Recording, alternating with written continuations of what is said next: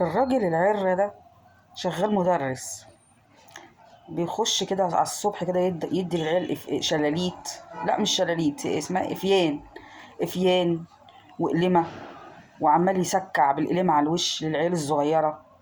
والبت الصغننة جميلة كده تقول له محصورة يا أستاذ، يقول لها ويعني إيه محصورة، ويصورها من فوق لتحت كده بإيحاءات مش كويسة.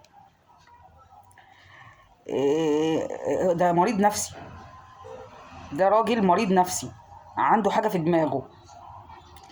أنا عايزة أقول له يعني انت لو انت مدرس عند وانا عيلي في المدرسه اللي انت شغال فيها كده مسكته كده رقعته قلم كده ولا قفا كده، لكنت اقسم بالله رحت خليت بقك ده عمل زي شروقة الفرن، وخليها بقك عشان نبقى حلوين.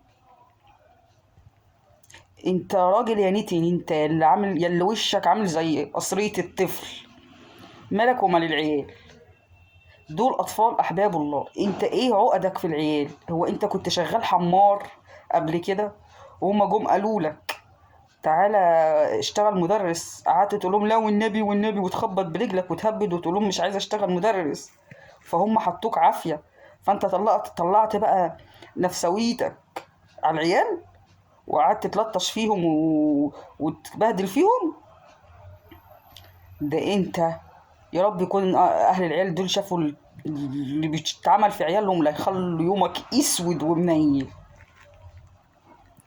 يا راجل يا قصريه، يا قصريه اللي وشك شبه القصريه، تنمر على العيال وانت تقول له وانت لا انت شكلك جاي من الغيط. وماله الغيط يا اخويا، ماله الغيط؟ مش احسن من الحظيره اللي انت جاي منها، ولا من الزريبه اللي انت جاي منها؟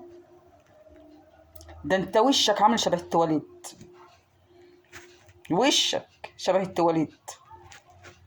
اخس عليك، اخس عليك يا مجرم، يا راجل يا عرة،